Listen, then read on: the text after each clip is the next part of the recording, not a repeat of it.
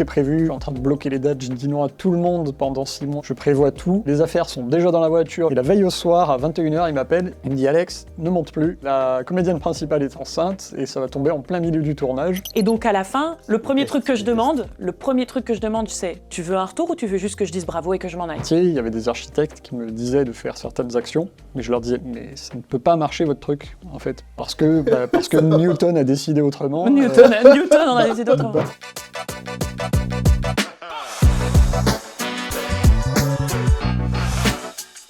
Bonjour à tous et bienvenue sur ce nouvel épisode de la face cachée de l'entrepreneuriat. Aujourd'hui, on va parler un petit peu de s'il est possible d'allier sa passion à son métier professionnel. Et aujourd'hui, je suis avec Alexandre et Héloïse. Bonjour. Bonjour. Aujourd'hui, du coup, on est là pour parler un petit peu de ça. Et dans un premier temps, j'aimerais bien que vous vous présentiez un petit peu. Qu'est-ce que vous faites dans la vie? Et concrètement, depuis quand? Comment vous vous appelez? Nom, prénom? Comment vous vous sentez? Numéro de sécurité sociale. Sécurité sociale, RIB. Et après, on pourra se lancer dans notre émission. Tu me regardes avec Vas-y. Ok, très bien. Donc moi, je m'appelle Héloïse Masse. Je suis artiste lyrique. C'est un terme un peu pompeux pour dire qu'en fait je chante de l'opéra et voilà, c'est ça mon métier, c'est ça mon nom. Tu voulais quoi d'autre? Mon âge, mon numéro de sécurité sociale, non, c'est quoi? Non, tu es chanteuse lyrique d'opéra. Okay. Voilà, je chante de l'opéra et un petit peu tout ce qui touche au lyrique parce qu'il y a plein de catégories. L'opéra, c'est ce que les gens connaissent le mieux, mais effectivement, il y a plein d'autres catégories de musique qui demandent la même technique vocale. Et c'est pour ça qu'on a recoupé ça sous le terme d'artiste lyrique pour toute la musique lyrique. Ok, incroyable. Synthétique. Synthétique. On sait que c'est beaucoup plus long que ça de base. Et là, allez, je chante. Je chante. Ok, et toi du coup? Moi c'est Alexandre Nucci, je suis chef déco ou constructeur, chef constructeur pour des décors de cinéma, théâtre, événementiel, particuliers, tous les gens qui veulent des décors. Ok, super. Et par rapport au thème que je viens de citer, c'est-à-dire est-ce qu'on peut faire de sa passion son métier et quels sacrifices on doit faire pour y arriver, on va essayer sur le hardware de noter 3 mots qui nous font penser à ce thème-là, on va les montrer à la caméra et après on va débattre là-dessus et ça va nous lancer sur une discussion. Mais je savais pas qu'il y avait une interrogation surprise. Ça stresse tout le monde, ça à chaque fois.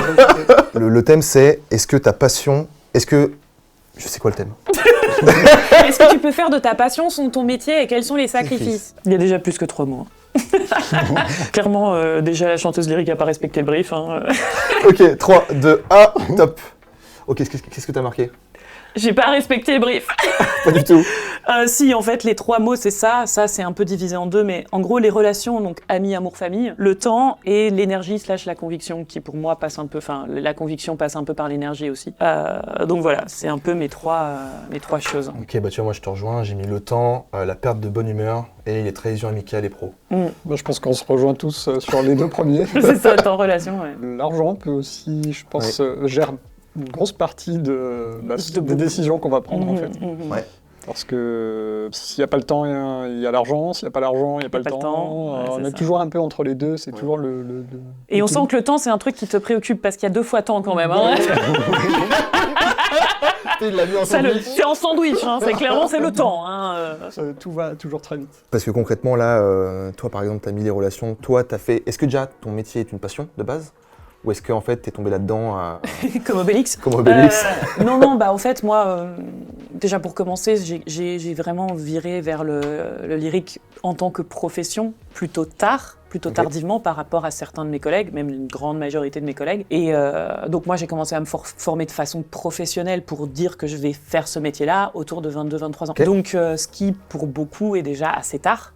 Pour d'autres, sûrement pas, mais en tout cas, moi, sur mon segment, quand je vois ma génération de chanteuses, c'est plutôt des gens qui, dès la sortie du lycée, se sont jetés dans les conservatoires à corps perdu dans la musique, etc. Et moi, non, c'était pas du tout le plan de base. J'adorais chanter, j'adorais l'opéra parce que c'est du théâtre chanté, mais je pensais pas du tout en faire mon métier, jusqu'à ce que je rencontre une personne qui arrive à me convaincre d'en faire mon métier dans la vie. C'est une passion, mais comme toutes les passions, quand ça devient ton métier, ça redevient quand même un métier. Et c'est parce qu'on a la passion qu'on continue à le faire. Parce que si on n'avait pas cette passion-là, on se serait arrêté depuis longtemps, vu justement les contraintes et tout l'impact que ça a sur notre vie. C'est parce qu'on a la passion qu'on continue. Sinon, et c'est le jour où la passion justement s'arrête, qu'il faut s'arrêter. Il faut pas continuer, de toute façon tu pourras pas. Tu pourras pas tenir les délais, tu pourras pas tenir l'énergie, tu pourras pas tenir la bonne humeur comme tu le disais.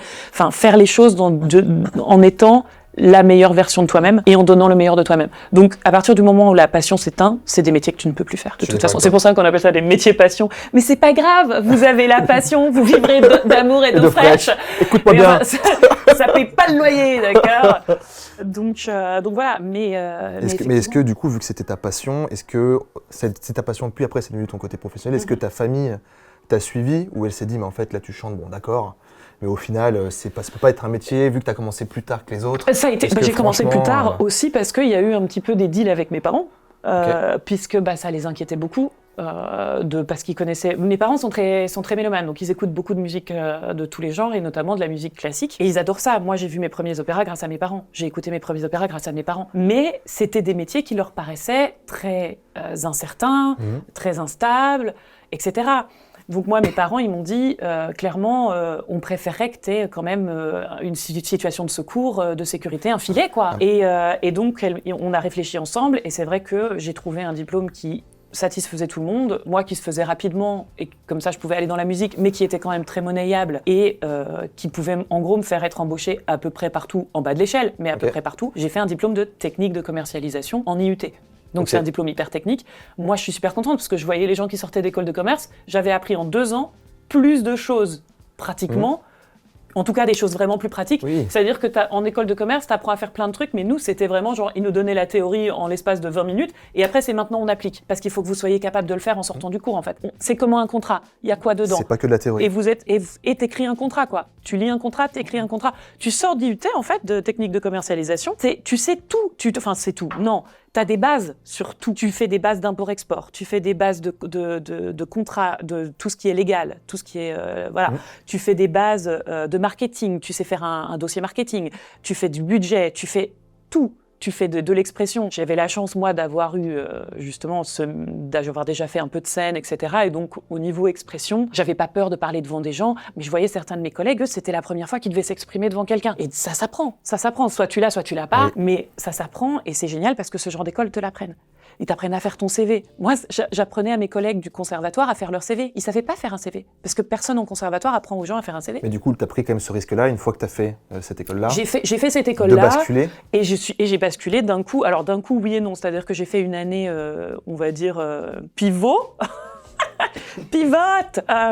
J'ai fait une année pivot qui était une 3e année d'école, d'IUT à l'étranger, en Italie, pour parler l'italien couramment, parce que pour l'opéra, c'est quand même vachement pratique. Et pendant cette année, j'ai préparé toutes mes entrées en conservatoire. Donc j'ai eu une année où je faisais boulot double, quoi. Et donc, à la sortie de cette 3e année, j'ai passé le concours d'entrée au Conservatoire de Lyon. Je pourrais vous raconter plein d'anecdotes, parce que ça s'est pas passé aussi simplement que ça. De toute façon, d'une façon générale, dans la vie des artistes, ça n'est pas aussi simple. Partez du principe que ça n'est pas... On réduit pour que vous puissiez suivre. Mais en gros, j'ai tenté le concours d'entrée au Conservatoire national supérieur de musique et de danse de Lyon. Et j'ai eu la chance de rentrer. Ils ont vu en moi un potentiel qui pouvait faire fleurir, etc. Et j'ai eu la chance de rentrer. Et puis voilà, après j'ai fait mes études et j'ai eu la chance aussi de commencer à travailler avant la fin de mes études parce que j'ai des gens qui ont cru en moi, qui m'ont donné des super opportunités. Et donc j'ai pu faire des productions avant même la fin de mon cursus. Et quand je suis sortie de mon cursus, j'ai commencé à bosser. J'avais pas des saisons non plus remplies toutes les heures de la journée, tous les jours, tous les mois. Mais j'avais une belle première saison pour quelqu'un qui sortait du conservatoire. Ok. Et toi, je sais qu'on a déjà fait une interview ensemble et qui est déjà sortie à l'heure actuelle. Concrètement, tu avais fait 7 ans de menuiserie. Pourquoi tu n'as pas commencé, entre guillemets, le cinéma, le décor de cinéma plus tôt? Est-ce qu'il y avait un truc aussi un peu de sacrifice où tu avais peur? Ou est-ce que la famille ne suivait pas? Est-ce que vu que c'était un peu une passion, tu ne voulais pas le rentrer dans le pro? Pourquoi? Il y avait beaucoup de questions, je confirme. Non, c'est juste que, en fait, grosso modo, je ne savais pas du tout comment rentrer dans ce domaine-là. Machinalement, je me suis dit, il faut que je sache construire pour prétendre à faire de la construction de décors. Et ce qui m'est venu tout de suite en tête, c'est il faut que je fasse de la menuiserie, parce que les décors de cinéma sont faits en bois la plupart du temps. Du coup, j'ai fait une formation de menuiserie dans le but, j'avais prévu mon plan sur 10 ans en fait, en me disant je fais 4 ans de formation, je vais travailler entre 5 et 7 ans, et je fais une reconversion professionnelle pour ensuite travailler dans le décor de cinéma, en fait, dans la fabrication de décors. Mais avoir un plan, je pense que même quand t'as une passion et que tu veux l'avoir en côté pro, on disait, c'est pas du tout la même chose. Quand t'as une passion, tu peux le faire quand tu veux, quand on a envie. Si tu veux, entre guillemets, gagner de l'argent grâce à ta passion, il faut que t'aies un plan. Et avoir un plan sur 10 ans, moi, ça me choque pas plus que ça, même s'il faut être à l'aise avec les variations. Parce que bon, t'as une vision de toi dans 10 ans, mais il se trouve que t'as une opportunité qui va te faire dériver. Oui, bien sûr. Mais avoir un plan, en fait, c'est la différence Bah, entre la j'ai- passion et le pro. Quand t'as un plan, ça devient pro. C'est ça. J'ai réussi à respecter mon plan à 6 mois près. Sur les La 10 ans. précision. Sur les 10 ans, à peu près à 6 mois d'écart, j'ai réussi à caler tout ce que je m'étais dit, en fait, dans les années que je m'étais dit. Ok. Mais comment on arrive à passer ce truc-là de passion à pro? Parce que moi, je sais que quand j'ai commencé aussi à faire ce métier-là, du coup, cadreur, monteur, réal, etc., on m'a quand même dit, fais attention, parce que tu vois, moi, j'ai une passion, mais j'ai pas envie que ça devienne mon métier, parce que justement, je vais perdre l'envie de le faire, parce qu'on le fait des fois pour des clients, donc on n'aime pas forcément ce qu'on fait, forcément, parce qu'il y a des contraintes extérieures. Donc, je préfère le garder pour moi. Mais quand on fait son métier passion, c'est aussi galvanisant. Donc, en fait, comment on arrive à trouver un équilibre? Comment on peut se rassurer sur les décisions qu'on va pouvoir prendre pour en fait garder sa bonne humeur, par exemple? De mon expérience, moi, en fait, ce qui m'a convaincu, c'est parce que comme j'étais sur les chantiers avant, en BTP, je faisais de la menuiserie, et je voyais des collègues qui avaient, j'en sais rien, 55 ans, Qui faisaient ça depuis 30 ans. Ils comptaient les années qu'il leur restait, les mois qu'il leur restait à faire avant d'arriver à la retraite. Ah, l'angoisse. Alors qu'il restait encore 8 ans à faire, enfin c'est long 8 ans quoi. Ouais. Et je me disais mais c'est horrible, je veux pas être comme ça plus tard, je veux pas regretter. Plusieurs personnes m'avaient dit n'attends pas en fait, ne prends pas le risque d'attendre parce que plus tu attends, plus tu vas t'enfermer dans le métier qui ne te plaît pas et tu n'arriveras plus à en sortir, tu n'auras plus l'énergie pour sortir de là. Puis tu auras des raisons pour rester aussi, parce que bon, Voilà. j'ai l'argent, je connais Parce les que ça collègues, roule, et puis je sais tout faire. Voilà, une fois qu'on est pris dans le rythme, bah, ça fonctionne, du coup on se contente de ce qu'on a en fait. Oui. Et comme j'ai toujours voulu faire plusieurs métiers, il m'aurait fallu 10 vies différentes pour faire tout ce que j'ai envie de faire. Du coup j'ai dû faire un choix à un moment donné, j'avais tellement de passion, je me suis dit bah celle-là je la prends pour en faire un métier, parce que du coup je serai à fond, c'est quelque chose qui me plaît, je pourrai toujours rebondir quoi qu'il arrive, parce que de toute façon bah, je sais faire de la menuiserie, donc Oui. si ça fonctionne pas, je retourne faire de la menuiserie en fait. Voilà. Donc tu avais un plan B quand C'était même. mon plan B en fait. Ah, donc il y a un plan B, ok, intéressant. Et en fait, à côté, par contre, du coup, j'ai gardé mes autres passions que j'avais envie de faire, qui, dès que j'ai l'occasion, je fais mes autres activités, qui restent un loisir, et qui, du coup, j'ai à la fois l'activité qui me plaît, qui me passionne, et parce que même dans mon temps libre, des fois, je reviens à l'atelier pour faire des trucs encore pour moi, et à côté de ça, je fais quand même ma passion à côté. C'est resté une passion quand même, du coup, la construction de décor, étant donné que c'est devenu un peu pro, il y a forcément des problématiques. Est-ce que des fois t'en as pas marre, ou tu vois, il y a ce truc-là où là je ferais bien autre chose, où tu repenses au salariat, peut-être? Est-ce que ça vous arrive, des fois on te dit bon, peut-être que le salariat, 5 semaines, bon, c'est peut-être pas beaucoup, mais au moins c'est posé, bon, je fais mes 9h, 17h. Et puis après tu te réfléchis, puis tu fais non, finalement je suis bien, je gère mon temps, mais est-ce qu'il n'y a pas un peu ce truc-là? Un des trucs entre passion et pro, la différence, c'est la deadline. Oui. Moi, je sais que c'est un gros point qui est la différence, c'est qu'une passion, si tu finis pas cette semaine, c'est pas grave. Tu finis la semaine prochaine. Ouais. Tu le fais quand tu as envie, puis ça te fait plaisir de revenir dessus, etc. En pro, même si c'est de la passion, tu as une deadline. Et tu as un objectif, c'est-à-dire tu as un niveau de virtuosité, un niveau d'exigence qui ne fait qu'aller vers le haut. Ah oui, bah t'as pas le choix. Moi, ma phrase que je me dis souvent, c'est « Et qu'est-ce qui arrive le jour où je n'arrive pas à monter la marche ?» C'est-à-dire, en anglais, tu dis « the day I can't pass the bar ». Et je me dis pas « Si j'arrive pas », je sais qu'un jour, la barre va être trop haute pour moi, parce que j'ai tendance à mettre des objectifs extrêmement hauts. Et qu'est-ce que je fais le jour où elle est trop haute ? Ça m'est arrivé une fois où j'avais sous-estimé le travail à faire sur une partition. En plus, je suis tombée malade. Donc, une fois que je suis malade, je peux travailler à la table, mais je peux pas travailler vocalement. Donc, je peux travailler le rythme, etc. Mais ça me dit pas où vocalement je me situe. Et j'ai été prise par le temps et j'ai été obligée d'annuler. J'ai essayé d'annuler le moins tard possible, mais jusqu'au bout, je me suis dit si, je vais réussir. Et en fait, la marche a pas été passée. J'ai pas pu passer la marche et j'ai été obligée d'annuler. C'était une des premières fois de ma vie que j'annulais. Là, tu l'as vécu comme un échec. Oui et non. C'est-à-dire que... Est-ce que tu aurais pu agir plus ? T'avais sous-estimé le travail ? J'avais complètement sous-estimé le travail et j'aurais dû... mais j'avais aussi eu une saison qui était énorme, etc. Et c'était le projet, en fait, de trop, que j'avais accepté en trop. Quand on me l'a proposé, j'ai dit oui, non, mais ça va passer, parce que jusqu'à maintenant, tout ce que je faisais, ça passait. Parce que je suis la meuf qui dit oui aussi. Au conservatoire, tout le monde savait, t'as pas de chanteuse, va demander à Louise, elle va dire oui. Et je me suis toujours retrouvée dans des situations où j'avais des milliards de projets en même temps. C'est encore comme ça aujourd'hui. Mais j'ai toujours réussi à tenir tous mes objectifs. Et c'était la première fois que je disais non, là, je peux plus. Et même mon corps, c'est pour ça que je suis tombée malade. J'étais à la fin de la saison. Je venais de finir une énorme production qui était la dernière grosse prod de ma saison.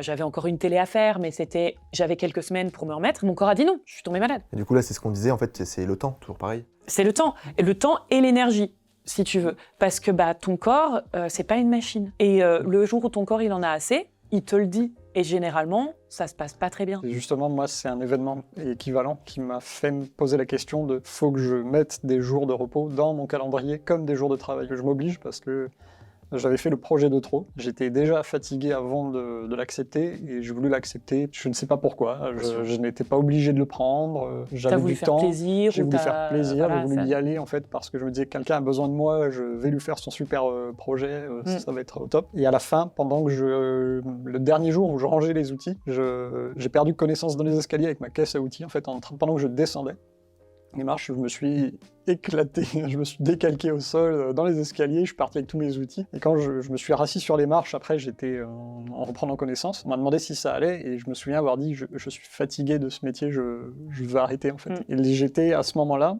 j'ai fait 1 mois et demi de pause où je me suis posé la question à savoir si je n'allais pas retourner faire de la menuiserie, où j'avais des horaires, où j'avais des week-ends, un cadre obligatoire, où j'avais des vacances. J'avais des moments où j'étais obligé de m'arrêter en fait parce que la menuiserie était fermée. Mais parce que justement, c'est ça le truc d'avoir des horaires. Parce qu'un truc dont les gens ne se rendent pas compte, c'est que quand t'es artiste à ton compte, t'es comme un libéral. C'est-à-dire, tu bosses pas, t'es pas payé. Sauf que, à la limite, quand t'es libéral, et encore ça dépend des métiers, parce que, par exemple, médecin, tu laisses les dossiers au bureau, t'as pas de patient, enfin, t'as quand même beaucoup d'administratifs à faire, t'as pas mal de choses à faire, en plus de tes heures t'as tout l'administratif comme nous, voilà.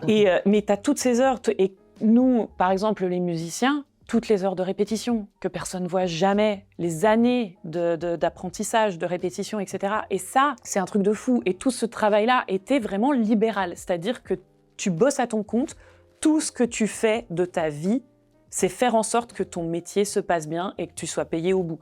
Et ça, les gens ne se rendent pas compte de la quantité monumentale de travail que ça représente et de l'administratif que ça représente, parce qu'on est notre propre secrétaire, on est notre propre agence de voyage, on est notre propre tout, en fait. Il y avait ce truc-là qui était hyper intéressant dans ce que tu dis, c'est les gens, ils cherchent pas d'argent. Et ça, je pense que ça change tout. Le fait que nous, on soit, entre guillemets, technicien, auto-entrepreneur, intermittent, artiste en règle générale, et ben en fait, nous, on a une passion, on doit travailler et chercher de l'argent, tandis que quand tu as des horaires et que tu as un boulot qui est stable, et ben en fait, l'argent, il tombe, quoi qu'il arrive. Effectivement, la boîte, elle peut couler, effectivement, il peut y avoir plein de choses, mais en vrai, tu perds, je pense, un peu la notion de l'argent. Du coup, il y a vraiment ce truc-là de, vu qu'ils ne cherchent pas l'argent, et ben ça peut aussi faire des boulots, il y a plein de tests là-dessus, des boulots fantômes, on appelle ça. Oui, en fait, les gens se désengagent, c'est le désengagement au travail. Et ça arrive beaucoup aussi parce que, bon, il y a beaucoup de problèmes dans tous les sens. Moi, je m'y intéresse aussi beaucoup.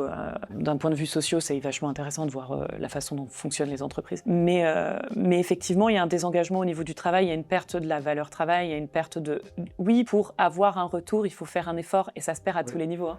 Alors que ça rend heureux. Ça se perd, voilà. Il y a un problème d'immédiateté qui est beaucoup... Alors, on va pas diaboliser les réseaux sociaux, mais c'est vrai que ça l'a amplifié. C'était pas à l'origine, mais ça l'a beaucoup amplifié. Ça a accéléré la chose. Ça a accéléré beaucoup la chose. Et en fait, tu as ce truc d'immédiateté où il faudrait que tout soit dû maintenant, tout arrive maintenant, il y a la satisfaction immédiate. Puis on te doit quelque chose. Limite, on te doit quelque chose. Et ça, si tu veux, les gens se rendent plus compte que les relations, que ce soit les relations amicales, d'amour ou même avec ta famille, ça demande un petit peu d'effort, ça demande de prendre des nouvelles des gens, ça demande de faire des efforts de temps, d'énergie. Moi, je suis pas beaucoup là. Je voyage énormément pour mon métier parce qu'en tant que freelance, ma cour de récré, c'est toute l'Europe. Et parfois même plus loin, puisque je vais faire mes premiers concerts au Japon cet été, donc voilà. Merci beaucoup.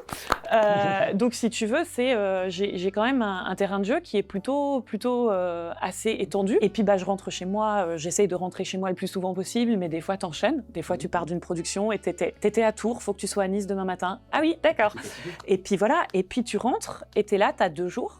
et ce soir-là, t'as tes potes qui disent bah puisque t'es là, viens, il y a une soirée, et là tu fais ouais, j'avais une soirée prévue avec des chaussettes, un oreiller, et un oreiller, et tu te dis sauf que si j'y vais pas maintenant, je les vois pas. Et si tu dis non cette fois-là, puis que tu dis non la fois d'après, puis que tu dis non la fois d'après, les gens après ils oublient de t'appeler quoi. Ouais. Et surtout, il faut avoir des gens qui le comprennent. C'est-à-dire qu'en gros, tu vas venir à cette soirée, tu seras pas la plus fraîche, tu seras pas la plus wouhou, mais tu seras là. Et le fait que tu fasses cet effort-là, il faut qu'ils le comprennent. Tes amis, il faut qu'ils disent ouais, elle est venue. Elle était claquée, mais elle est venue parce qu'elle tient à nous. Et ça fait que, et nous, on respecte le fait qu'elle soit venue jusque-là. Et on est super content. On est encore plus content qu'elle soit venue parce qu'on sait qu'elle est claquée, parce qu'on sait qu'elle a pas le temps, parce qu'on sait que ça se trouve, elle a lancé 3 machines déjà et que demain matin, elle refait sa valise, tu vois. Mais tu vois, par rapport à ça, ce que tu dis, trouver les bons amis, je pense qu'avant d'arriver à ce stade-là, t'en perds 80%. T'en perds beaucoup. Après, tu perds souvent pas les gens qui t'ont vu te construire. Oui, ma meilleure amie, on se connaît depuis le lycée, elle m'a vu traverser tout ça, elle m'a vu tout traverser. Moi, je l'ai vu traverser d'autres trucs, mais on se connaît depuis tout ce temps-là et elle m'a vu me construire, elle a vu les sacrifices que j'ai faits, elle a vu les vacances que j'ai pas pris, elle a vu les amis que j'ai perdus, elle a vu tout ça. Et si tu veux, moi, on se voit quand on peut se voir, mais il n'y a jamais de jugement. Et quand on se voit, on est à 100% et on se voit et on s'envoie plein de messages.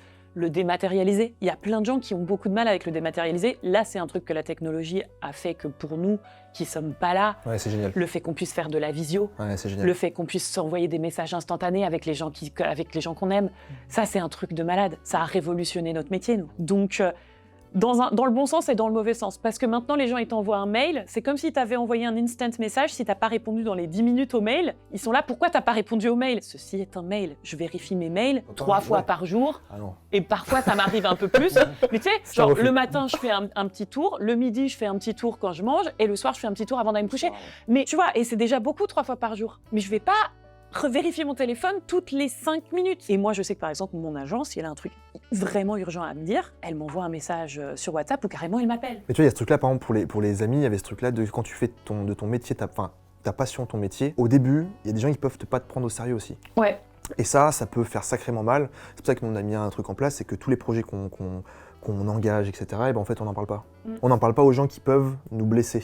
En fait, si je te considère et que tu me dis, écoute, ce que tu fais, c'est nul, ça va me faire du mal, et peut-être que ça va me remettre en question. Donc en fait, nous, la technique, elle est simple, c'est on fait quelque chose, et une fois que c'est fait, on le sort, et après, bah, en fait, tu peux plus nous juger.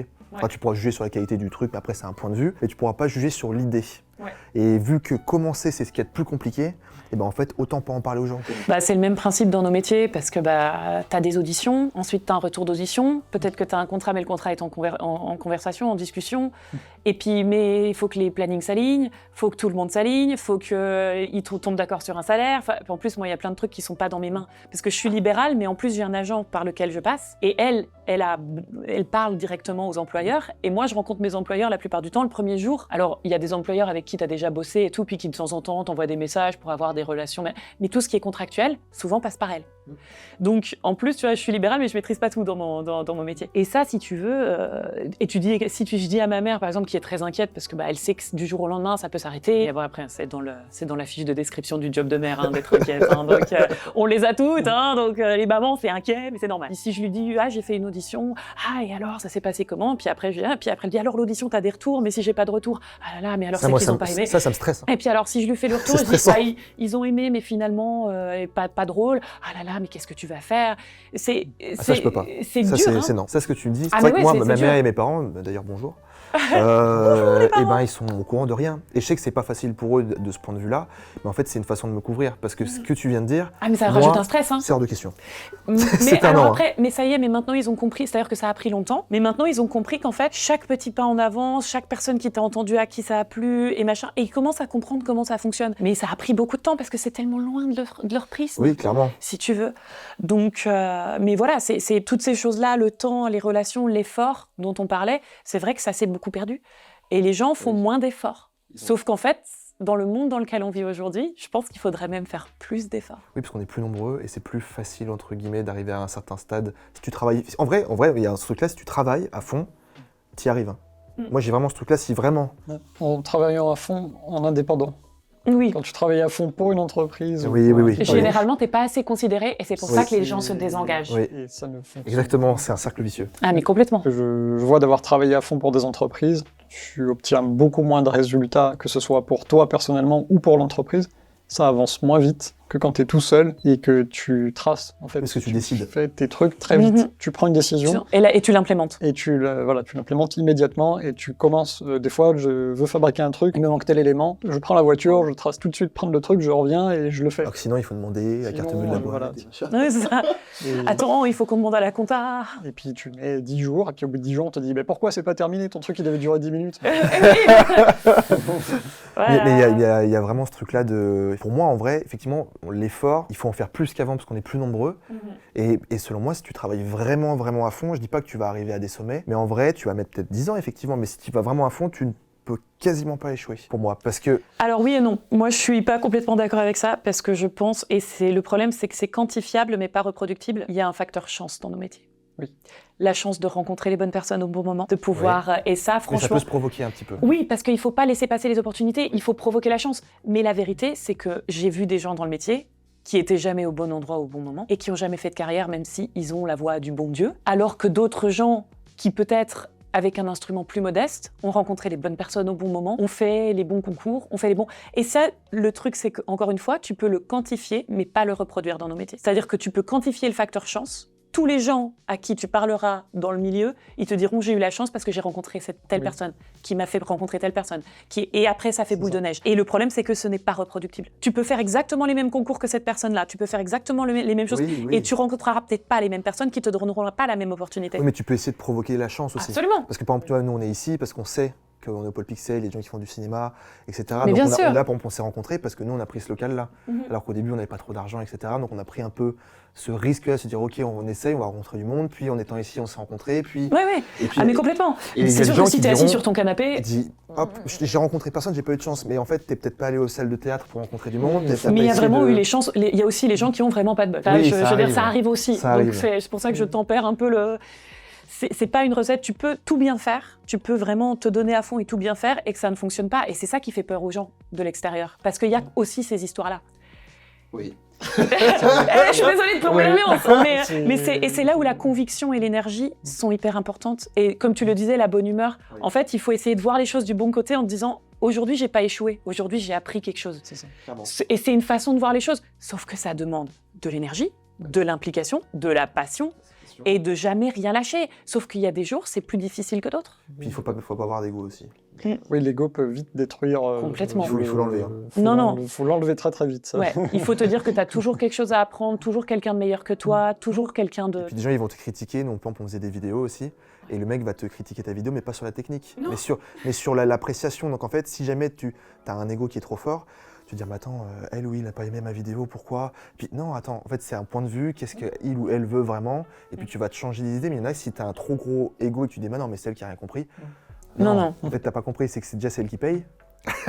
Non mais en fait déjà c'est ça, et puis après toi tu es là pour apporter ta petite touche personnelle parce que tu es du milieu, et il faut pas le prendre personnellement parce que les gens ils vont te dire des choses parce qu'ils sont un peu stressés aussi vis-à-vis de ce que tu leur fais, et puis ils payent un service, et toi si tu le prends, vu qu'on est des métiers passion, j'en parlais aussi, vu que c'est un métier passion, si tu me dis quelque chose de négatif sur mon travail, Bah oui. là, je vais mal le prendre parce que c'est toute ma vie. Oui, c'est ça. Et donc je vais être là, ah mais en fait, calme-toi, ok on en discute et on va essayer de s'arranger. C'est marrant que tu dis ça parce que j'ai eu un premier troll. Ça m'est arrivé, je crois, c'était il y a 2 ans. J'ai eu mon premier commentaire de troll sous une de mes vidéos de chant. Et De troll. oui, enfin de quelqu'un qui fait un hater un peu, voilà. Et donc, tu vois, j'aurais pu vachement mal le prendre et tout. Et en fait, le premier truc qui m'est venu, j'avais la banane comme ça. J'ai fait, ça y est, j'ai des haters, j'existe. J'existe.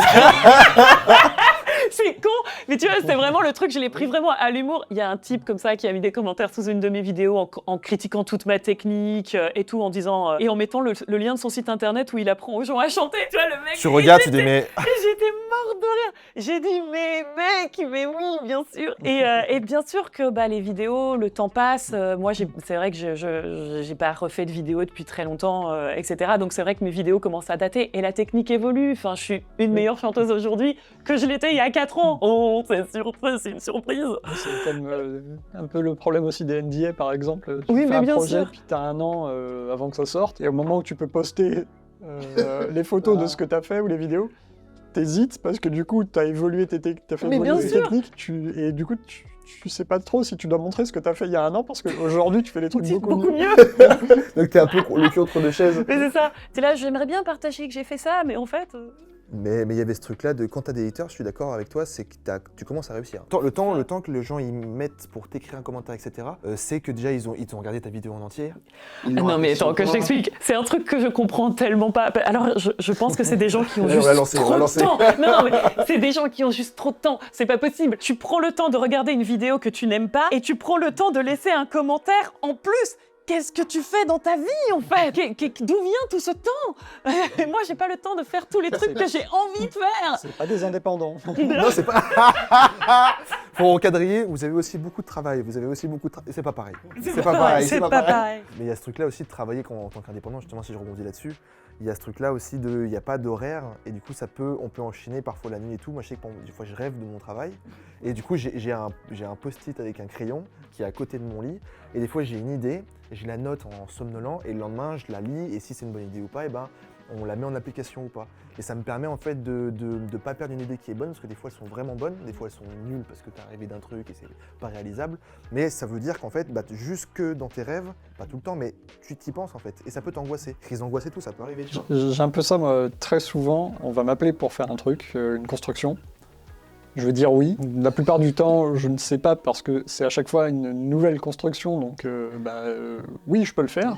J'en sais rien comment je vais le faire, mais oui, je peux le faire. Et des fois, je n'ai aucune idée de comment je vais faire un assemblage. Alors, j'y réfléchis un peu dans la journée, mais souvent, le soir, je vais me coucher en ne sachant pas. Et le matin, je me réveille et je dis, je vais faire comme ça. Oui. Parce que pendant la nuit, mon cerveau a repris toutes les informations de la journée et j'ai revu un peu toutes les techniques. Et des fois, soit je me réveille et effectivement, ça m'arrive rarement, mais je note des trucs. Sinon, je me réveille le matin et je dis, je sais, je vais faire comme ça et pas autrement. Parce que...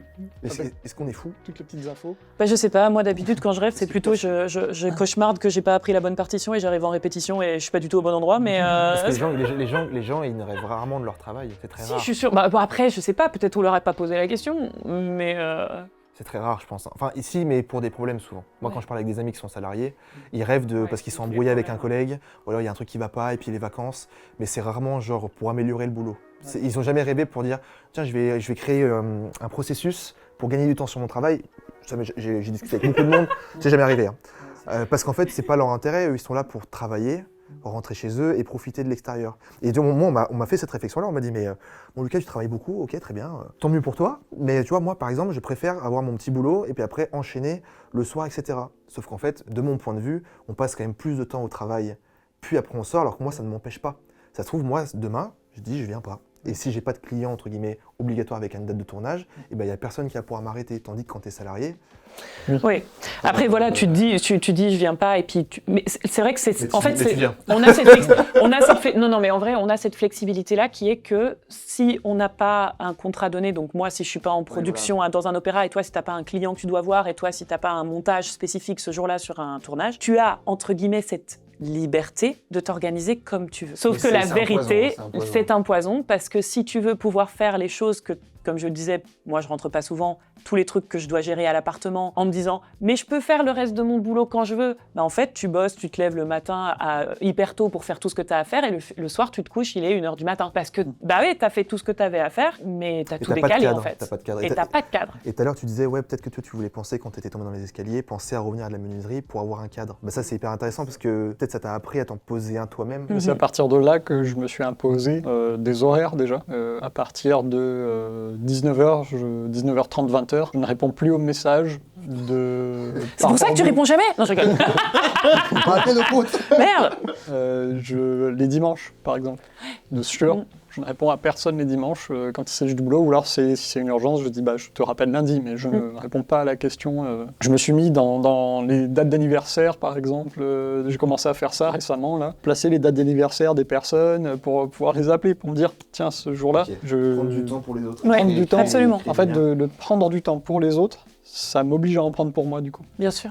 Parce que, du coup, j'ai fait un peu la même chose, alors plus vraiment en lien avec les autres, et puis le temps pour moi, malheureusement, j'ai appris à le prendre que très récemment. Oui, mais c'est pareil. Mais ouais, c'est prendre du temps pour les autres, pour voir les gens, etc. J'ai aussi fait ce truc où je peux traverser la France pour aller voir un ami. Je peux traverser la France pour aller voir un ami. Je dis, je que traverse c'est ton la quotidien. France pour aller au taf. Oui. Pourquoi est-ce que je le ferais pas pour les gens que j'aime, en fait? Ouais, mais ça, tu vois, ça, je suis d'accord, mais ça peut être compliqué. Je le fais pas pour n'importe qui. Je le fais que pour des gens. Moi, j'ai déjà proposé à quelqu'un argent.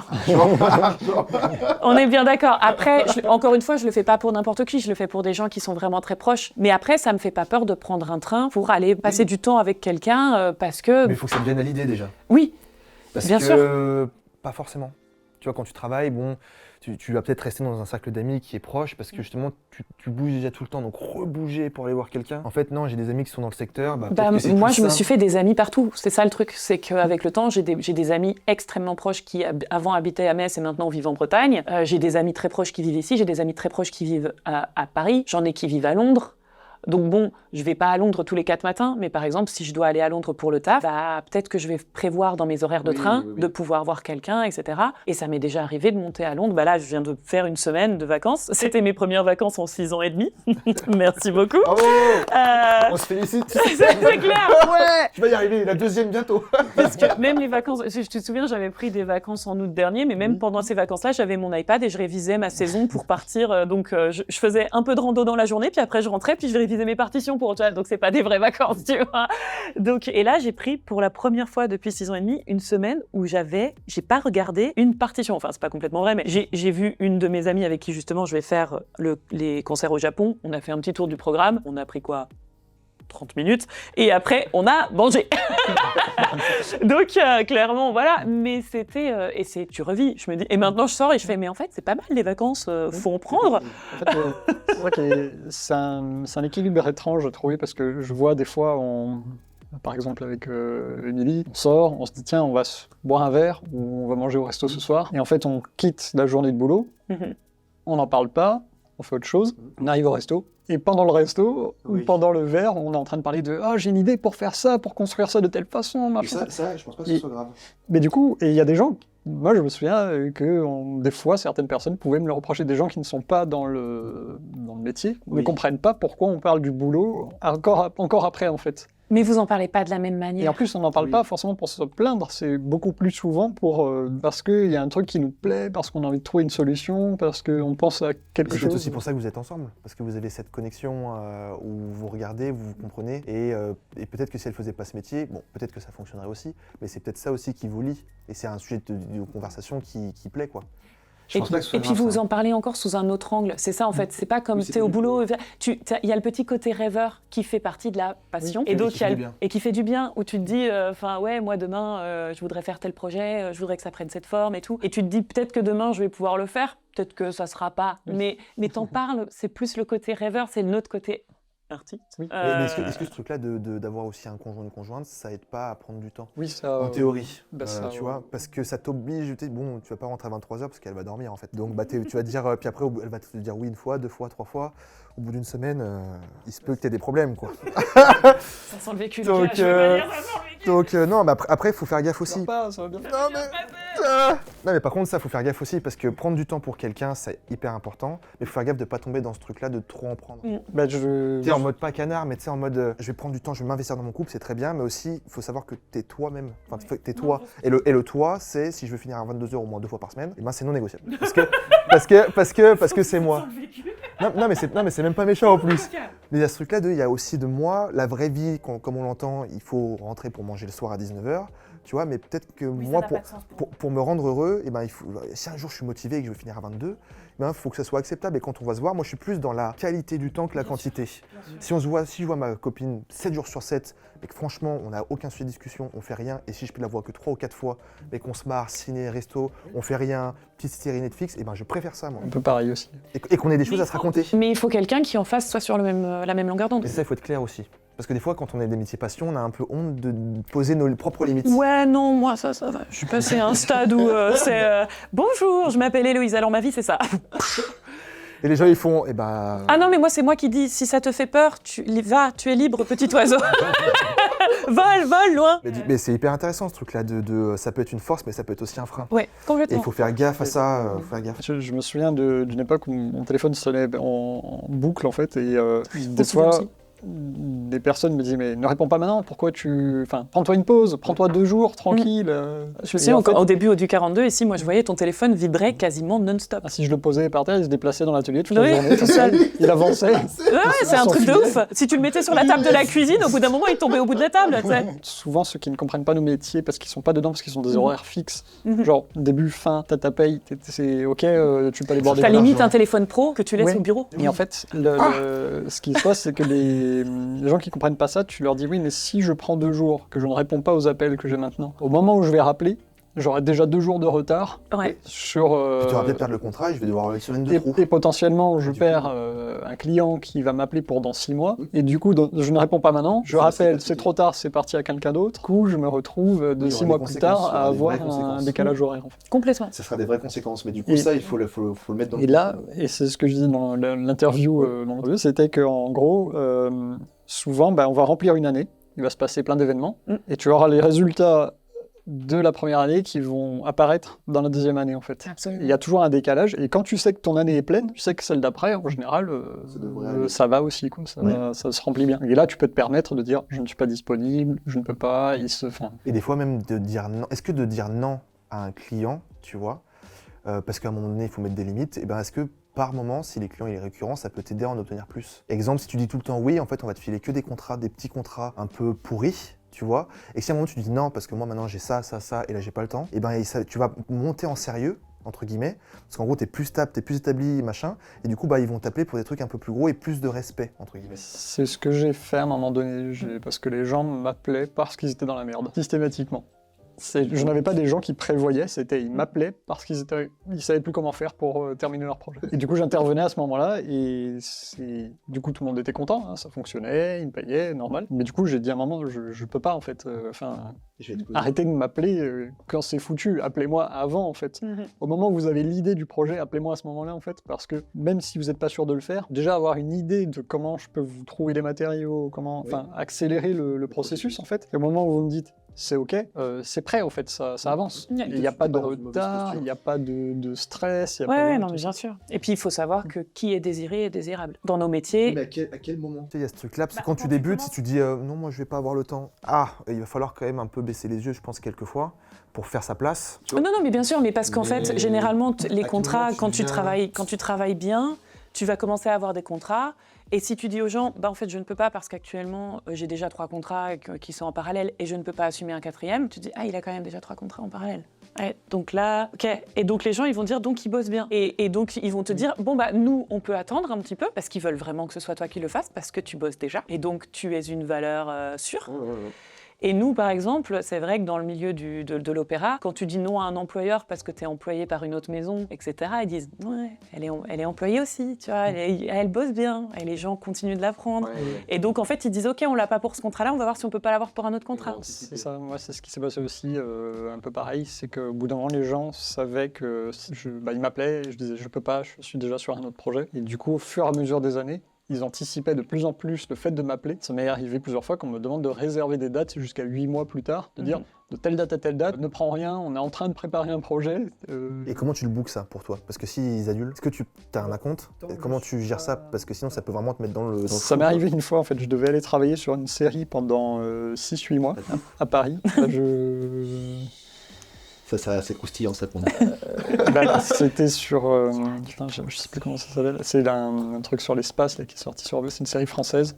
Qui est sorti sur Netflix. Sur... Pardon. OCS. Canal+. Sur- Tu veux tous les faire. Comme ça, j'ai pas de problème. sur OCS, je crois. OCS? Ah, je suis le seul que j'ai pas dit. C'est... Ok, je chercherai. La bref, régie, en fait, est dans l'oreillette. À non aucun moment, de toute façon, cette production n'a aucun moment entendu parler de moi parce que je devais travailler avec la personne qui faisait les décors et les effets spéciaux. Et tout est prévu, il m'en parle depuis 2 mois, je suis en train de bloquer les dates, j'ai dit non à tout le monde pendant 6 mois en fait parce que je ne vais pas être là. Je prévois tout, les affaires sont déjà dans la voiture, j'ai plus que le matin à me lever, prendre le petit-déj, démarrer, partir sur Paris et enchaîner les 6 mois. Et la veille au soir, à 21h, il m'appelle, il me dit Alex, ne monte plus. La comédienne principale est enceinte et ça va tomber en plein milieu du tournage. Du coup, il décale tout de 3 mois. Sauf que dans 3 mois, s'il décale de 3 mois, lui ne pouvait plus m'embaucher parce qu'il partait aux États-Unis sur un autre projet sur lequel il était déjà engagé.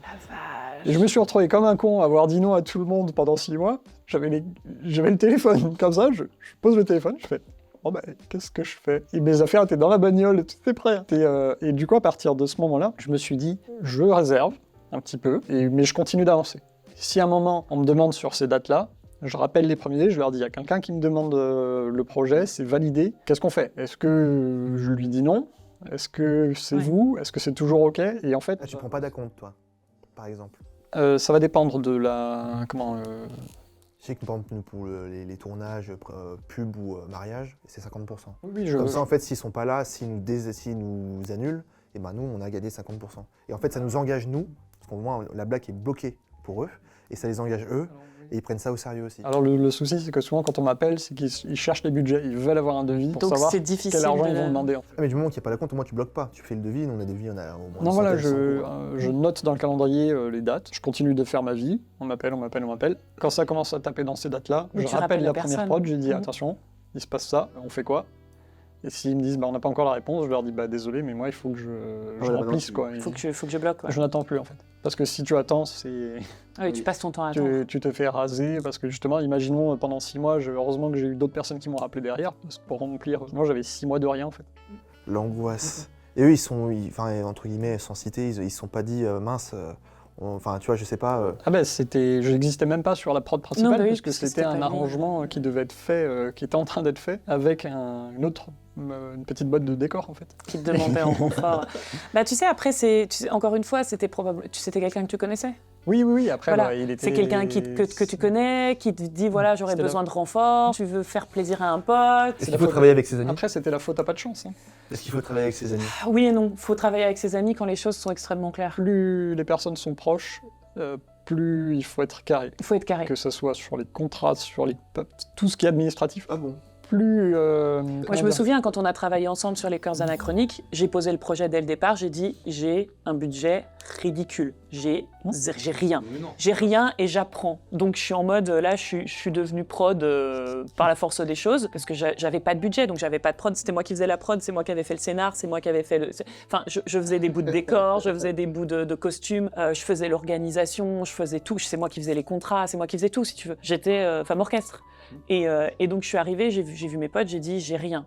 Est-ce que vous partez avec moi dans l'aventure? Ça va être une galère. Et du coup, est-ce que c'est pas pareil? Parce que nous, on a beaucoup d'expérience là-dedans. Travailler avec des potes, effectivement, il faut être très très Il carré. faut être hyper carré. Parler franchement, qui fait quoi, quelle place, qui, quoi, Ah ouais, pourquoi. complètement. Et il faut pas dire est-ce que non, est-ce que c'est ok? Oui, est-ce que tu as bien compris? Est-ce que moi j'ai bien compris? Il faut pas Pourquoi de demi-mesure à aucun Non, moment. Parce qu'en fait, si jamais ça se passe mal, tu perds une collègue de travail ou un collègue de travail. Et un ami. Ouais. Complètement. Et ça, en fait, tu te retrouves, tu dis, en fait, j'ai tout perdu, quoi. Non, mais complètement. Et du coup, honnêtement, non. Moi, je pense qu'il faut. Moi, à l'heure d'aujourd'hui, je bosserai plus avec des amis. Bah, c'est pour ça que ça s'était bien passé sur les chœurs. C'est parce qu'avec tous les gens que je connaissais vachement bien, j'avais été hyper claire et tout le monde savait exactement et puis me voyait me démener dans tous les sens pour que ça fonctionne. J'ai été hyper réglo avec tout le monde. J'ai donné tout ce que j'avais dit que j'allais donner aux gens. Si j'ai pu donner un peu plus, j'ai donné un peu plus, mais ils savaient que c'était le minimum, ils auraient ça. Et voilà, et je sais que c'est pour ça qu'il y a des gens comme Nucci qui sont venus m'aider, même encore plus, on lui a ruiné son week-end. Il est venu, il devait nous amener un élément de décor, il est resté le week-end à se geler les miches dans un château pas chauffé, et il était là. Et en fait, il est venu m'aider voilà, sur le tournage, alors que il n'était pas obligé, mais... Mais j'avais...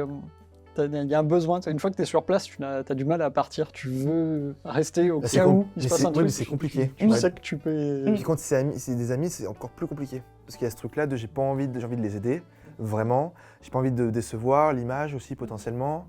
Et du coup, tu te retrouves dans une situation où et tu peux la perdre cette situation. Donc, faut être clair. Bon, il a gagné une nuit en chambre d'hôte dans un super château, pour le coup chauffé.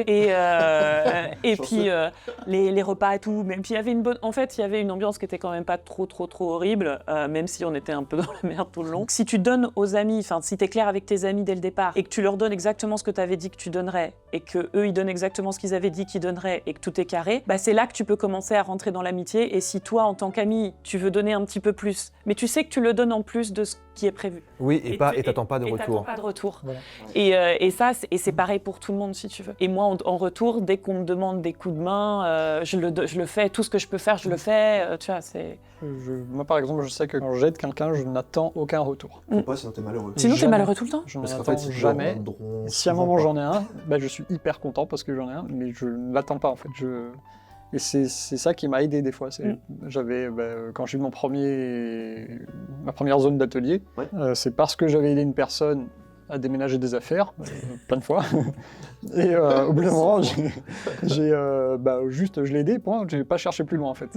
Je suis rentré, j'ai continué ma vie, et un jour il m'a appelé, il m'a dit « Ah, j'ai un espace, est-ce que ça t'intéresse pour faire ton atelier ?» Et genre 24 heures après, j'étais en train de mettre les affaires.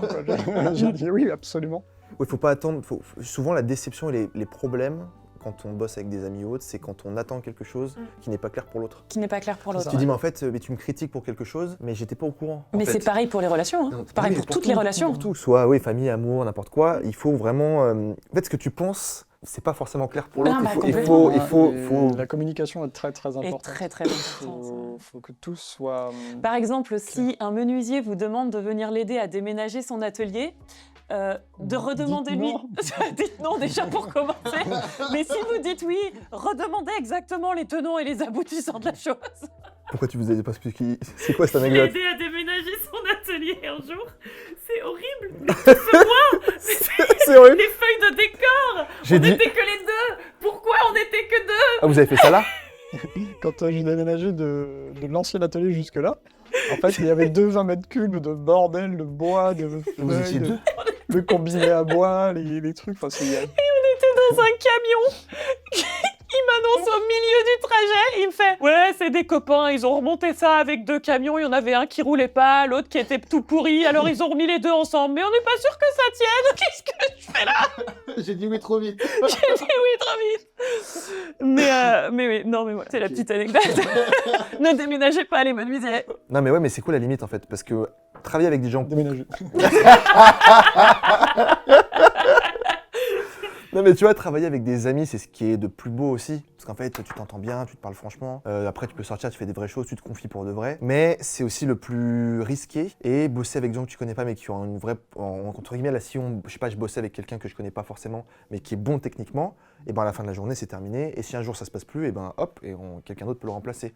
Quelle limite? Parce que du coup, t'as pas t'as pas l'affinité en tant que telle, parce qu'entre guillemets, c'est en échange de bons compromis, mais moi, je recherche pas ça, tu vois. Je recherche un peu plus, mais c'est risqué. Pour moi, il faut juste pas abuser. Et comme on a dit avant, il faut que ça soit très clair. Genre, ça va être comme ça, comme ça, comme ça. Est-ce que c'est OK? Oui, non. Pas de demi-mesure dans les questions, pas de compromis.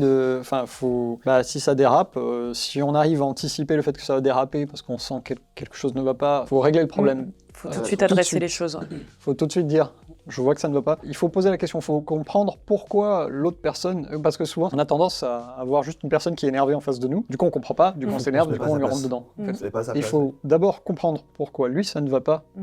Parce que moi, ça va, mais du coup, pourquoi est-ce que ça ne va pas? Qu'est-ce qui... explique-moi de ton côté, qu'est-ce qui s'est passé?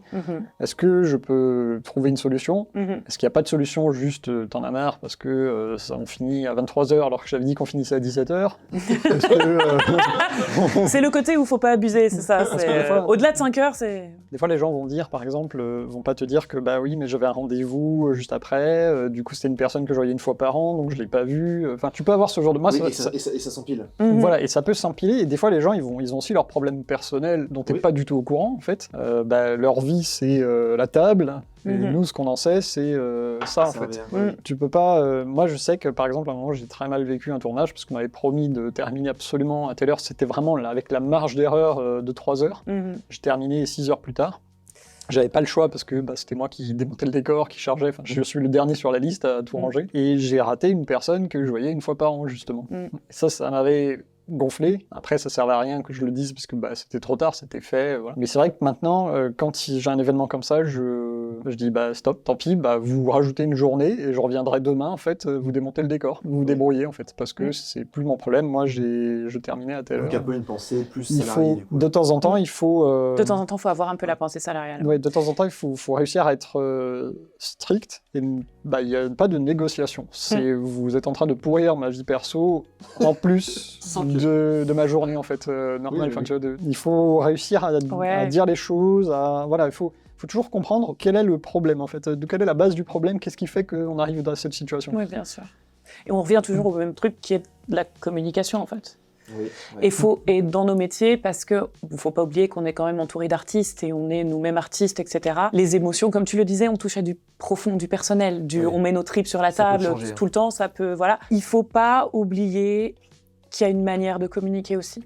Il faut essayer d'être quand même... et que tout le monde n'a pas la même, parce que je sais que dans le milieu, il y a aussi pas mal de gens qui sont sur le spectre, et que eux, ils n'ont pas forcément les moyens d'avoir ce recul-là dans la communication. C'est-à-dire Il y a des gens qui ont des petites pointes d'Asperger, il y a des gens qui ont des petites pointes de choses comme ça, qui ont déjà pas les normes sociales à la base et qui ont plus de mal à faire face à leurs émotions, aux émotions d'une situation, et qui savent pas forcément les exprimer, qui n'ont pas les moyens de prendre le recul lors d'une conversation. Et dans ces cas-là, si toi, tu as les moyens de le faire, tu as cette chance de pas avoir ces petits soucis-là qui vont peut-être envenimer une situation, c'est toi qui vas en plus devoir de arbitrer ce genre de moment et faire en plus le travail d'aider l'autre à arriver jusqu'à cette communication. C'est hyper difficile. Moi, je sais que dans le milieu de la musique, il y a vraiment des gens qui sont, mais au niveau émotionnel, mais à fleur de peau. Et je pense que c'est pareil dans le cinéma, je pense que c'est pareil dans dans plein de choses. C'est des gens qui, des fois, quand il y a un problème, ça attaque tout de suite, ça explose tout de suite parce qu'ils ne savent pas faire face à ça et ils ne savent pas comment l'exprimer autrement. Surtout que c'est des émotions, nous, dans nos métiers, c'est des émotions souvent pas normales. Très très fortes. Très intenses. Quand t'es je sais pas, sur scène, quand t'es... c'est hyper quand intense. t'es, je sais pas, tu prends de l'avion-train d'un coup, et puis c'est des émotions, en vrai, pas communes. Et du coup, t'as pas d'école qui t'apprend ça, et donc ça dépend de toi, comment et ça tu gères voilà. la respiration, et puis au final, tu t'apprends à dédramatiser une situation, et puis, ok, est-ce que c'est important, est-ce que je peux... Moi, c'est ce que je dis, est-ce que tu peux agir sur le problème qui est à l'heure Bien actuelle, sûr. qui te prend la tête? Oui, Bien non, sûr. oui, tu changes. Oui. Non. Mais désamorcer une situation, et ça, par exemple, moi, je sais que j'ai appris à dire, ok, il faut que je m'extrais d'une situation, des fois, pour faire le point moi-même, pour me dire, ok, pourquoi est-ce que je me sens comme ça? Parce que des fois, t'as une émotion comme ça énorme qui t'arrive, et tu dis, je ne comprends même pas. Genre, tu te fais mal aux gros orteils, et d'un coup, tu fonds en larmes. Clairement, il y a un problème plus grave que juste tu t'es fait mal à l'orteil. Donc, il faut que tu prennes le temps de comprendre ça. Et moi, je sais que, par exemple, mon chéri, lui, il est partisan d'en parler tout de suite. Et moi, des fois, je lui dis, mais je ne sais pas t'expliquer. Je n'ai pas les mots, en fait. Je ne peux pas te dire. Et donc, j'essaye de lui expliquer, c'est très brouillon et tout, puis il m'écoute. Il a au moins ce réflexe de dire, ok, elle est en train de débroussailler le truc. Et j'essaye de lui débroussailler comme je le débroussaille à l'intérieur de ma tête. Donc c'est hyper brouillon, ça n'a aucun sens, et je pars dans tous les sens. Je dis peut-être que c'est ça, peut-être que c'est ça, peut-être que c'est ça. En fait, maintenant que je te parle, en fait, c'est plutôt ça. Et je lui dis, mais en fait, moi, j'aurais eu besoin de quelques minutes pour même moi faire le tri, ou quelques minutes ou même quelques heures, et puis faire le tri pour comprendre, et j'aurais pu te livrer une version beaucoup plus claire et posée. Et synthétique. Et synthétique, mais bon, voilà. Et ça me gêne pas qu'il veuille en parler tout de suite, mais à chaque fois, il sait que ça va prendre du temps. C'est ça, ouais. Des fois on a des... Moi je sais que je suis assez binaire par exemple, quand il y a un problème, je vais voir le côté mathématique de comment résoudre le problème, alors que des fois il faut de l'émotion. Donc, C'est non. Mais c'est-à-dire En fait, tu vois, je reprends un exemple d'un tournage, Le chirurgien de l'Empire. Il y avait une voiture qui s'est plantée, je crois, 3 ou 5 fois, je sais plus, au même endroit quasiment, chaque fois dans le talus. Enfin, on n'arrivait pas, il fallait la sortir. Et il y avait le premier assistant réel qui était rouge. Qui dit mais j'en peux plus, enfin qu'est-ce que c'est... Oui, quel est le problème? Enfin mais qu'est-ce qui se passe? On perd du temps. Parce que la voiture est arrivée dans le fossé. Ouais, en fait, elle s'est mise dans le fossé. Parce Mais 5 fois 5 fois, ça fait beaucoup quand même. C'était le terrain. Non, le terrain était merdique et Vous étiez en train de tourner, la à voiture chaque fois, tombait il dans le fallait- fossé. Il fallait amener des gens avec la voiture, il fallait ramener de la régie, il fallait bouger. En fait, et Ah donc ok. plein de fois, s'est retrouvé de planter à différents endroits parce que tu avais des passages, mais qui étaient moyennement visibles avec l'eau et tout. Enfin, Ah bon. ok, c'est plus clair. Et donc la personne commence à craquer au bout de la 3e fois. Et je suis allé le voir, je dis c'est pas grave, on a plein d'autres voitures. Là, on est 40 techniciens et il y a 40 comédiens. J'ai dit, t'inquiète, la voiture, on se met autour, on la sort, on la pose et elle repart. Et il était là, oui, mais là, on perd du temps. Je dis, bah, c'est pas grave, de toute façon, elle va pas bouger, la voiture. Elle va rester là. Elle va où elle rester est. là, ouais, donc... On fait ce que tu avais prévu de faire. Et puis, au moment de la pause, tout le monde passe par la voiture de toute façon. Donc, on la sort à 15 et puis on la remet sur la route. C'était la chose à faire. Ouais. Voilà. Et en fait, la personne, parce que des fois, on perd son sang-froid, on commence à On partir focalise dans les aussi tours. sur des problèmes. Et on focalise, ouais, voilà, exactement. Moi, des fois, ça m'est arrivé, je passais une super journée, et pendant 10 minutes, je cherche mon crayon, et je pétais un câble. Je me dis, Mais ouais, ce foutu crayon qui était là, je l'avais dans les mains il y a 10 minutes en arrière, je m'en suis servi toute la journée. La table est vide, en fait, il y avait juste un bout de bois, il était calé derrière, je pouvais pas le voir de là où j'étais. Et j'ai craqué, je suis parti au magasin, je suis revenu avec un seau de crayon que je m'étais acheté. Alors, je veux pas dire, mais c'est comme l'histoire du gros orteil. Je pense qu'il y avait autre chose derrière le crayon, clairement. Oui. Pour Ouais, ramener c'était- un seau de crayon, je pense qu'il y avait clairement. C'était le truc de trop, j'avais trop de projets, et c'était la première journée où il se passait rien, où j'étais tout seul, tranquille dans l'atelier, où j'avais pas de stress de faire quelque chose. Et ça s'est évacué, clairement. Et le crayon a été le truc de trop qui m'a... C'était le projet de trop. C'était un projet. Chercher le crayon, c'était le projet de trop. Non, mais la gestion d'émotions, par contre, c'est hyper intéressant parce qu'il y a ce truc-là C'est de. difficile, il faut faire un travail sur soi. Hein. Ouais. Mais sauf que quand t'es quelqu'un qui gère bien tes émotions et que t'es face à des gens qui les gèrent mal, moi c'est le truc qui peut me faire dégoupiller. Hein. Ah bah oui. Parce qu'en fait, moi j'ai appris très très vite à gérer mes émotions parce que sinon, moi je suis quelqu'un, je suis binaire en fait, je suis très calme et d'un coup je peux exploser et c'est démesuré en fait par rapport à la situation. Donc en fait j'ai appris à être tout le temps l'axe entre guillemets et trouver comme tu dis mathématiquement c'est quoi le souci, tac tac on va changer la situation. Et puis Genre, toujours s'il trouver- manque une carte SD. S'il manque une carte SD, ouais je t'ai claqué de fou. Non, mais t'as pas explosé, mais on sentait que. De toute Non mais j'étais fatigué, tu vois, j'étais en bas. Mais tu vois là par exemple je dis bon bah ça sert à rien. façon, on remballe. rentre, Mais de toute façon, tu peux rien faire d'autre. Et il y a Comme vraiment on le ce dit, truc-là. une carte SD vous manque et tout est arrêté. Bye, Lucas.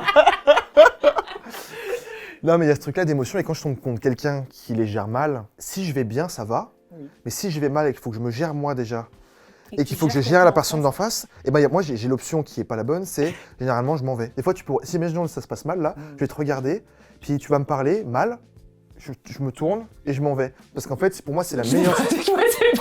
C'est la meilleure solution parce que sinon ça va Bah, sinon, déraper. tu vas monter. Et c'est ce que je te Et donc, dis. je préfère te mettre un vent et, entre guillemets, te manquer peut-être un peu de respect selon toi, même si au final, justement, je te respecte parce que justement, j'ai pas envie de déraper. Donc, et en fait, c'est la seule solution. Et les gens ne se posent pas aussi la question de l'impact des mots qu'ils peuvent avoir aussi. Bien sûr. Ils Mais envoient c'est des normal. messages où ils te parlent mal et ils se rendent pas compte qu'il y a un humain derrière, en fait. Ouais, Et que... c'est ce que je te dis, il y a des gens qui ne savent pas faire ça. Peut-être on leur a jamais appris, peut-être qu'ils ne sont pas capables de le faire parce qu'il y a encore aussi tous ces gens sur le spectre qui n'ont pas les armes pour faire ça. Ils sont pas à 80%. Non, enfin, il y en a quand même. Dans nos métiers, les proportions sont quand même énormes. Ouais. Il Mais oui, y a et une pourquoi étude qui était partie. Pourquoi dans nos métiers Ma question est, est-ce qu'il faut être vraiment différent pour faire ce qu'on fait? Quelque part, je Peut-être pense pas. franchement Il y a- qu'on est. Est-ce qu'il faut être un peu Bah, déjà, on est un peu masochiste déjà pour commencer. Mais est-ce qu'il faut avoir un peu une bizarrerie? Est-ce qu'il faut avoir un petit truc personnel, un truc où t'es un peu à côté de la société, tu vois? Je sais, enfin de ce que j'en sais, il y a pas mal de monde qui a eu des chocs émotionnels plutôt importants, qui se retrouvent dans les métiers passion. Oui. Voilà. Non mais voilà, merci monsieur. Mais effectivement, je D'accord, pense. on va revenir là-dessus. Je pense effectivement qu'il y a quelque chose qui fait qu'on est quand même certains très légèrement, d'autres beaucoup plus wired, donc branchés différemment. On n'est pas exactement, on n'a pas les mêmes réflexes. Je penserais toute ma vie à ça. Déjà, dans tous nos métiers, on est tous différents. Mais moi, par exemple, pour avoir travaillé avec des cascadeurs, que je salue et que j'embrasse et je vous aime, toi et moi, on va regarder un bâtiment, on va dire « Ah ouais, il est quand même plutôt haut, la vue doit être belle ». Eux, ils regardent le bâtiment, ils font « Ah ouais, il est plutôt haut, ça devrait être fun de se jeter en feu du haut du bâtiment ». Clairement, il y a un truc qui se passe différemment. Oui, c'est pas normal. À quel moment, dans ton éducation, tu savais? Tu voulais faire quoi quand t'étais petit? Sauter d'un immeuble en feu? Voilà, c'est... Non, ça n'arrive pas.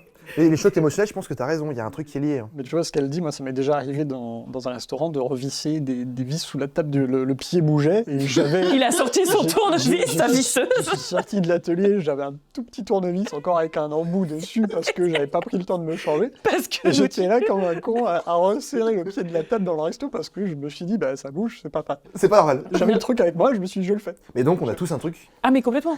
Moi, bizarre, par rapport à la normalité. Ça n'a des rien gens, à tu vois. voir avec mon métier, mais je sais que par exemple, avec ma meilleure amie, quand on allait au magasin de livres et que par exemple à l'époque où les mangas c'était beaucoup moins en vogue, il y avait juste un tout petit rayon tout pourri et que tout était mal rangé, avec ma meilleure amie, on pouvait pas commencer à faire nos courses si on n'avait pas rangé le rayon de manga pour le magasin. Ah, mais ça, vous êtes. Non, mais. Non mais en Non. fait, vous êtes trop bizarres les gens. Oh, mais non, mais j'aime bien parce qu'à la fin de ce podcast, je me dirais, mais moi, ça va. En fait, moi, ça va, c'est plutôt Moi, je suis Quand là, je je vois me pas. regarde, je me déçois. Quand je me compare, je me rassure. Je fais partie d'une famille avec des dictons. C'est clair. Donc, On va les noter. mais effectivement, c'est normal. Enfin, on a tous une part de normalité et on a tous une part perchée. Sinon, on ferait pas ces métiers. Mais du coup, le métier est passion. Tu parlais de choc émotionnel. C'est ça, je veux qu'on revienne Oui, là-dessus. on va parce revenir que- dessus. Parce que Ça t'a choqué. Bah, ça m'a choqué. Du Il coup, va partir dans un métier voilà. passion. Allez. Non, mais en vrai, c'est hyper intéressant parce qu'effectivement, les choses normales font que on va trouver un boulot et c'est réglé. Bon, après, on a nos semaines de vacances. Pour moi, si on prend cette tangente, j'ai eu des discussions avec des gens, ils n'étaient pas d'accord, mais on va en débattre. Si tu prends cette tangente de l'entrepreneuriat, dans sa globalité en tant que tel, artiste, technicien, ce que tu veux, c'est que tu as une vision du salariat ou, entre guillemets, comment on appelle ça, les chefs de la direction qui te pose un sérieux problème parce qu'en fait, tu as eu assez de problèmes toi personnellement pour ne pas gérer ton quotidien. Bah, c'est pas comme ça que je l'ai réfléchi, mais parce que J'ai rien compris. On a perdu notre vie. Non, comment tu peux te dire ça Bah, je sais pas si tu le choisis à défaut du salariat. Je pense que tu te poses même pas la question en fait, parce que tu pars dans un métier qui a ses tenants et ses aboutissants. Moi, je savais que j'allais faire un conservatoire. Après, il y a plein de façons d'arriver et de devenir artiste lyrique. Il n'y a pas un seul chemin pour faire les choses, surtout dans l'artistique et surtout dans l'entrepreneuriat. Mais en gros, moi, je savais, pareil, un peu le plan quinquennal ou décennal. Tu vas faire un conservatoire, tu vas sortir avec tel diplôme. Pendant le conservatoire, tu vas apprendre tant de choses, tu vas te faire des contacts. Et puis en sortant, tu vas faire des concours, des auditions, des machins. Tu as une forme déjà de structure. La question ne se posait pas, est-ce que je préférerais faire du salariat ou est-ce que je préférerais partir là-dedans? C'est qu'est-ce que je veux faire comme métier? Je veux faire artiste lyrique, ça n'existe pas sous forme salariée, sauf si tu rentres dans un chœur fixe. Sauf que dans un chœur fixe, tu n'es pas forcément soliste ou à de très rares occasions des petites phrases qui sont des petits rôles qui sont pris dans les... Voilà, et la question s'est posée. Mes parents m'ont posé la question. Ils ont même essayé de me convaincre de faire phoniatre et de faire un peu de chant à côté. Je vais devoir mettre tellement de définitions sur la vidéo parce que déjà moi je ne comprends pas tout. Et les gens ils vont regarder phoniatre. Phoniatre, c'est le médecin qui va s'occuper pas comme l'ORL, mais c'est plus pour tout ce qui est l'émission de la parole. Par exemple, les gens qui ont un défaut d'émission, qui ont du mal à parler, pas au niveau orthophoniste, mais vraiment au niveau des cordes et du larynx et du pharynx, rééducation de ces choses-là, c'est le phoniatre qui va s'en occuper. Moi, quand j'ai besoin d'aller faire voir mes cordes vocales, je vais pas voir un ORL, je vais voir un phoniatre qui va gérer mes cordes vocales en tant que chanteuse, qui en plus sait ce que les cordes vocales de chanteuses subissent et vont pouvoir réagir. Bon, on aura appris un truc. Enfin, j'aurais appris un truc. Tu le savais toi? Non. Ah bah voilà. Ok. Après, moi, On était là. c'est mon médecin référent, le phoniatre. C'est normal que je sache que... Enfin, il y a plein de gens qui n'ont pas besoin d'un phoniatre. Moi, c'est mon médecin de référence. Salut, en ce moment, j'ai la voix toute rauque, je sais pas ce qui se passe, j'ai rien changé à ma technique vocale, qu'est-ce qui se passe? Et tu viens le voir et il dit, bah voilà, en fait, ce qui s'est passé. Et puis, il dit, voilà, reposez-vous quelques semaines, et puis ça ira mieux. Okay. Enfin, c'est un exemple, c'est pas comme ça que ça se passe tous les coups, mais il y a des gens qui ont des vrais problèmes, et voilà. Mais... Du coup, dans ce milieu là, juste pour revenir à ce truc-là, dans ce milieu, on est forcément tous pas normal, entre guillemets. Et quand je dis pas normal, mais pas normal, c'est pas péjoratif. Hein. Non, Quand je dis pas normal, c'est on est décalé. à des niveaux différents. Et d'ailleurs, est-ce que c'est pas obligatoire? Parce que sinon, tu tiens pas. C'est une vraie question. Ah mais si, mais je pense que c'est pas nécessaire d'être fou, mais ça aide. Oui. Ça, il faut débattre là-dessus. Je sais que des fois, je passe dans des endroits et je vais être là à taper sur le mur, à regarder des trucs que les gens normaux ne font pas en fait. On est dans un asile. Parce que Bonjour. Et en fait, on a des déformations professionnelles qui sont très spécifiques. inconsciemment, quand on a bougé les chaises tout à l'heure, j'ai regardé comment étaient fixés les pieds. J'ai regardé quelle vis c'était. Là, j'ai regardé la table tout à l'heure avant qu'on démarre. Je me disais, mais tiens, quel col ils ont utilisé. Je pense à des trucs comme ça en fait tout le temps. À chaque fois que je regarde un truc. Mais c'est de la déformation professionnelle.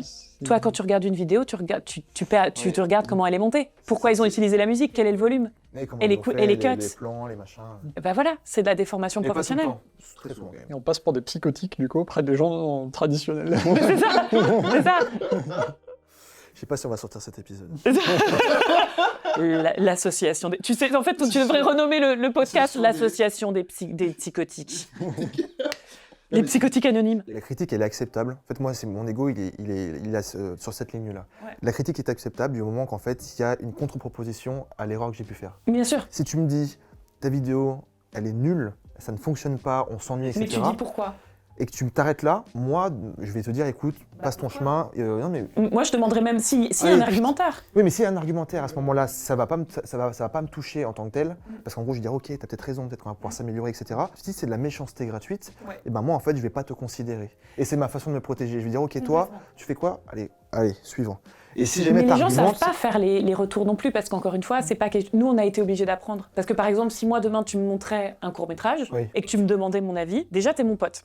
J'ai pas envie de te blesser. Je sais combien il y a de travail derrière ce court-métrage. Je sais à quel point tu as pu galérer. Mais je tu vas pouvoir le dire. Et voilà. Et donc, je vais pouvoir le dire, mais je vais faire hyper attention à comment je vais le dire. Mais parce que je sais. Je sais. Les gens ne savent pas, se rendent pas compte.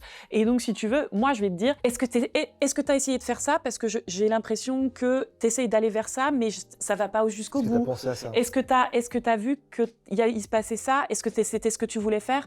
Moi, j'ai des copains comme ça, par exemple, même dans la musique, qui me font écouter, qui rôdent, ce qu'on appelle rôder, un récital. Et donc, à la fin, le premier truc que je demande quand j'assiste à un rodage, c'est « Tu veux un retour ou tu veux juste que je dise bravo et que je m'en aille ?» Parce que des fois, t'as pas envie de retour. Oui. Des fois, t'avais juste envie d'avoir quelqu'un du public pour savoir ton énergie, ton machin. Si la personne te dit oui, tu dis « Ok, c'est quand même un bon pote, j'ai pas envie de le blesser, donc tu vas lui poser des questions, tu vas pas arrêter de lui répéter que tout ce qu'il a fait c'était bien, parce que généralement c'est bien, surtout si t'arrives à certains niveaux de... Mais des fois, quand tu peux pas l'encaisser le retour, même s'il est vrai. Voilà. Donc des fois tu dis non, pas aujourd'hui. Tu y vas, voilà, et tu vas petit à petit et tu fais hyper attention. Tu dis pas, bah ça par exemple, j'ai pas aimé. Tu dis pas ça, tu dis, est-ce que ce passage-là, ce que tu voulais faire c'était ça ? Parce que moi, quand je regarde la partition, j'avais plus compris que le compositeur allait par là. Mais et si c'est ça ton choix et que c'est vraiment ton choix, faut que tu ailles jusqu'au bout, parce que là c'était trop hésitant pour que ce soit vraiment assumé. De mon point de vue. De mon point de vue, tu vois.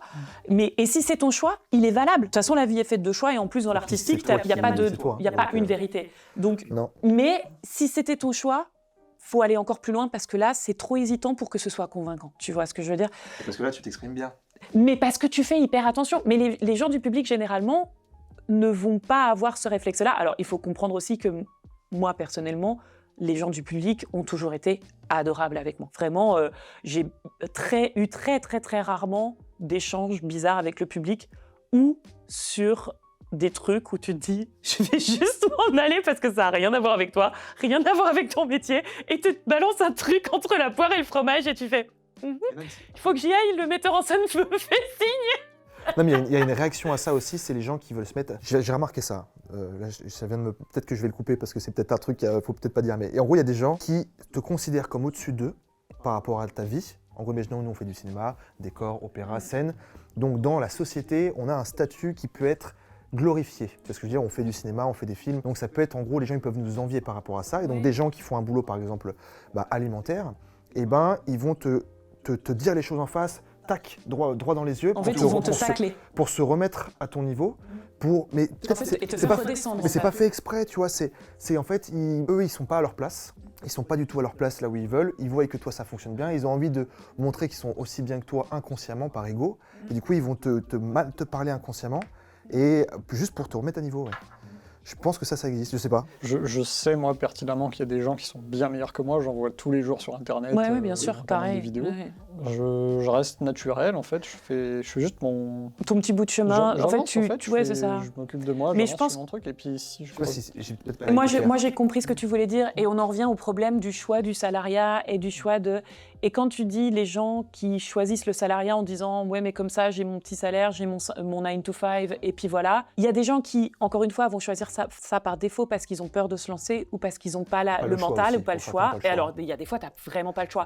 Sauf que, il y a un moment où tu vas devenir un peu aigri de cette situation parce que tu aurais voulu pouvoir faire autre chose. Et du coup, oui, c'est ça que je veux dire. Voilà, je t'ai entendu.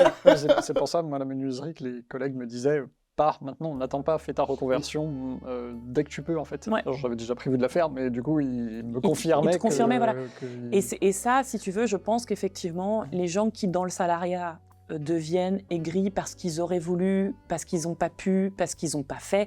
Alors, il y a deux choses. Il y a les gens qui n'ont vraiment pas eu le choix. Et ça on l'oublie. C'est terrible. Ouais. Parce que c'est des gens qui, malheureusement, sont victimes de leur situation, victimes de leur vie. Et ça, c'est très dur.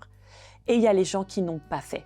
Et ça, il faut vraiment séparer les choses et qui vont te trouver des excuses, qui ont dit « ouais, mais j'ai pas pu ». Et en fait, quand tu les écoutes parler, tu fais « non, t'as pas fait, t'as pas pris le risque, t'as pas voulu prendre le risque ». T'as pas voulu faire l'effort. L'effort aussi, mais voilà, il y a une question de risque, il y a une notion de mental, il y a une notion de plein de choses où il faut y aller et où il faut se dire « Ok, je me jette dans le grand bain. » Mais il y a des gens qui choisissent de ne pas le faire et qui, après, en plus, trouvent toutes les excuses en disant « Mais tu comprends, j'ai pas pu parce que la vie… » Mais ils n'ont pas le choix. Et de en fait, trouver quand des excuses. t'écoutes, il y a ceux qui ont vraiment été victimes de leur vie et qui ont une forme d'aigreur, mais en même temps une forme de résiliation. Et c'est pas du tout la même chose. Et t'entends les autres, avec le temps, t'apprends à entendre la différence. Et ces gens-là, t'as envie de leur dire ouais, mais moi j'ai fait les sacrifices, moi j'ai fait… Et donc si tu veux, tu te dis… Oui, tu fais Moi, je fais par exemple énormément de sacrifices dans le sens où quand j'ai mis de l'argent de côté en bossant à la menuiserie, je faisais des chantiers encore en plus pour continuer de… Enfin, j'ai accumulé pendant 7 ans avant de me dire c'est bon, maintenant je… Parce que tu avais besoin de ce rebondis. coussin financier pour Oui. te sentir bien. Parce que j'avais rien en fait. Mm. Je partais de que dalle. Ça, c'est encore valable de temps en temps. Là, par exemple, il y a des mois où je ne savais pas, à 2 mois d'intervalle, comment j'allais payer mon loyer en fait. Mm. Et ça, c'est un choix de vie. qui est pas facile. Qui est rude, Voilà, de temps en temps. c'est risqué. La rentrée d'argent incertaine, ça C'est comme terrible. ça. Du coup, tu en viens, des fois on te critique, on te dit oui, voilà, c'est facile pour vous. Vous t'as êtes ton installé, atelier, vous êtes établi. T'as eu ton truc, t'as ton réseau, ton machin, ton bidule. Enfin, les gens Juge facilement. jugent facilement. Parce qu'ils ont et- l'image de ça, parce que c'est des métiers qui font rêver. Parce qu'ils Vraiment. voient juste le résultat en fait. Ils Ouais, ils voient pas tout que le travail derrière. derrière. Ils voient Et le les Instagram, sacrifices. ils voient le Instagram, Voilà. le Facebook. Ouais. Sauf que ça, c'est travaillé. hein. Lucas, c'est quelque chose. Par exemple, les gens ne savent pas qu'il y a 3 3 caméras. caméras, qui- une personne à la régie qui fait le boulot de 3 personnes. On n'a pas de budget. On n'a pas de budget. Et là, t'as cramé ton budget matos pour Oui. voilà tout ça, les gens. Et ouais, les lumières, Enfin, ils le c'est- voient, ils le voient pas ça. Nous, Non. on le sait parce que. Et si tu l'avais pas, l'image serait toute pourrie et les gens ne sauraient pas pourquoi. Oui. Et là, l'image, elle est géniale et les gens ne posent pas la question de savoir pourquoi Oui, elle est parce que, tellement parce belle. que on voit souvent on critique ce qui est négatif et on ne constate pas le positif. Le positif. Parce ça, que c'est généralement, normal. le positif ne se voit quasiment pas. Ah oui, parce que et d'ailleurs c'est une bonne nouvelle parce que c'est vrai que t'as bien fait ton boulot. T'as bien fait ton boulot. Mais les gens ne se rendent pas compte, encore une fois, de ça. Il faut vraiment faire la part des choses entre les gens qui, malheureusement, n'ont pas pu. Moi, je sais que, par exemple, j'ai eu beaucoup de chance. Mes parents ont pu me soutenir pendant mes études. T'as de la chance, oui. J'ai eu énormément de chance. C'est bien. Et je le sais. Mais c'est bien. Et je le Les mecs sais. qui ont honte de ça aussi, tu vois. Mais C'est bien. moi, je le sais. Et c'est pour ça que, voilà, je dis pas, je me suis construite toute seule. Non. Tu as toujours l'aide de quelqu'un à un moment donné. Et si tu veux, voilà, moi, j'ai mes parents qui m'ont soutenu pendant mes études. Et j'ai commencé à travailler avant la fin de mes études parce que j'ai des gens qui m'ont donné ma chance. Donc ça aussi, c'est de la chance quantifiable, encore une fois. Il faut savoir la saisir. ces Et la chances, saisir. faut les- Et puis, j'ai Allez, on tellement essaye. travaillé juste en sortant de mes études, encore une fois, parce que une petite prod a amené une petite prod qui a amené une prod, et que j'ai tellement travaillé qu'en sortant de mes études, 6 mois plus tard, j'avais mon statut d'intermittent. Et ben ça pour moi c'est aussi un plan de stratégie. Nous avant de sortir de l'école, on avait déjà monté l'association qui est devenue la boîte Web Studio l'heure d'aujourd'hui. Et quand nous, on en parlait avec d'autres personnes avec qui on a fait des podcasts, ils arrivent à la fin de l'école, et ben ils n'ont rien construit. Ils cherchent un boulot mais ils n'y arrivent pas forcément, ils n'ont pas de showreel, dans notre cas de figure c'est un CV vidéo. Et en fait moi, la deuxième année de l'école, l'association était déjà montée, j'avais 2 boulots étudiants, j'organisais aussi des événements un peu à droite à gauche, donc j'avais un Mais boulot c'est la pour vivre. conscience des choses aussi, parce que tu as une conscience de tu peux pas attendre la dernière minute, les choses se construisent avec le Oui. temps. Et puis- Mais ça, c'est une pas le conscience choix. et une perception, et il y a plein de gens qui l'ont pas, même dans les milieux artistiques. Oui, parce que peut-être que musique d'autres, et- peut-être que d'autres, ils ont le choix de, si ça marche pas, ils ont peut-être un coussin. Mm. Tu vois, il y a aussi ce truc-là de, ok, bah là, moi, il me reste 2 ans avant la fin de l'école, qu'est-ce que je fais? Je sais que c'est un milieu compliqué. Si moi, ça marche pas, là, je suis bon dans quoi? Concrètement, dans pas grand-chose. Donc, il va falloir essayer à T'as fond. le facteur humain, Lucas. Oui, je vais retourner. Je sais pas, mais non, mais en vrai, il y a cette conscience-là de personne ne te le donnera. Non, Et ça, clairement. faut vraiment le comprendre. Ah oui, oui. Personne te. Si tu dis pas, je vais faire un podcast, bah, personne va le monter pour toi. Non, personne va. Personne. Oui, il faut arrêter d'imaginer les choses se faire. Il faut les faire, quoi. Puis personne te doit quelque chose. Mm. Personne le fera pour toi et Mais tu vois, ça c'est marrant parce que bon, moi je commence tout doucement à avoir des projets aussi comme ça, etc. Et c'est des choses dans lesquelles je me suis pas construite, mais j'ai pu voir, notamment au grand début de YouTube, etc. C'était des projets de potes où personne payait personne, où tout le monde se donnait des coups de main, qui ont plus tard créé des équipes, qui sont devenus des trucs rentables, où ils ont commencé à payer les gens. Mais ça a commencé par des potes qui aidaient des potes. Et si tu veux, toi, t'arrives et tu fais, moi, j'aimerais bien construire quelque chose, sauf que, on n'est plus dans un système où des potes aident des potes. Il faut payer les gens. Ce qui est raisonnable. C'est normal, tout travail mérite salaire. Mais on n'est plus à cet âge d'or où c'était les débuts et où t'appelais un pote, il te dépannait, il venait filmer, il venait machin, il venait monter, il venait truc. Et il y a quand même des gens qui, aujourd'hui, sont hyper successful, qui ont des super carrières parce qu'ils ont aussi eu la chance, quantifiable, mais pas reproductible.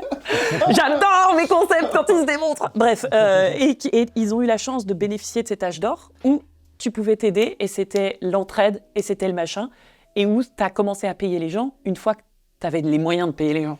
Oui, et c'est ce qu'on appelle l'investissement sur soi-même. Tu as ces équipes qui ont eu cette chance et que nous, en fait, on est à ce stade où quand tu veux créer quelque chose, faut que tu aies les moyens financiers de créer quelque chose. Et après, il y a ce truc-là aussi, les gens ils peuvent pas forcément aider bénévolement parce que c'est leur boulot. Bah oui. À l'époque, tu vois, ils faisaient YouTube, mais c'était le soir, le week-end. Mais c'est ça. Et ils avaient un boulot alimentaire derrière. Et il y a ce truc-là de à quelle limite tu peux faire les choses bénévolement quand c'est ton taf, Ouais, bah oui. pour pas qu'on te mange. Tu vois, pour Mais pas que ça complètement. Et donc, tu es là, tu es en mode oui. Mais Oui, au bout d'un et là, au final, moment. t'as plus d'argent, si t'as plus d'argent, j'ai plus de matos, si j'ai plus de matos, on t'appelle plus, et t'es plus cool. Et bah oui, bien sûr. Donc t'as un truc là, On est bien pour- d'accord, pour on est bien décor, d'accord. là, il y a Il y a un petit peu d'argent sur la table. Non mais justement, puisqu'on parle du matos, je crois qu'il est en train de nous lâcher un peu là, clairement, tout parabolo, le truc est en train de s'écrouler autour de nous. C'est rien qui fonctionne. Ça fait 2 heures qu'on est là. Je crois que le décor en a marre, je crois que ton matos en a marre, je crois que tout le monde... Non, en tout cas, franchement, merci beaucoup à vous d'être venus pour De cette rien. discussion qui a duré 1h51. Donc franchement, c'était hyper intéressant, je suis très content. Si jamais la vidéo vous a plu, n'hésitez pas à la liker, à la partager, à vous abonner. Dites-nous si vous avez des questions supplémentaires par rapport au sujet qu'on a pu aborder. Je vous mets les références du coup de chacun dans la description. Et on se dit à dimanche prochain, 10h, pour une nouvelle vidéo pour la face cachée de l'entrepreneuriat. Ciao. Merci. Au revoir.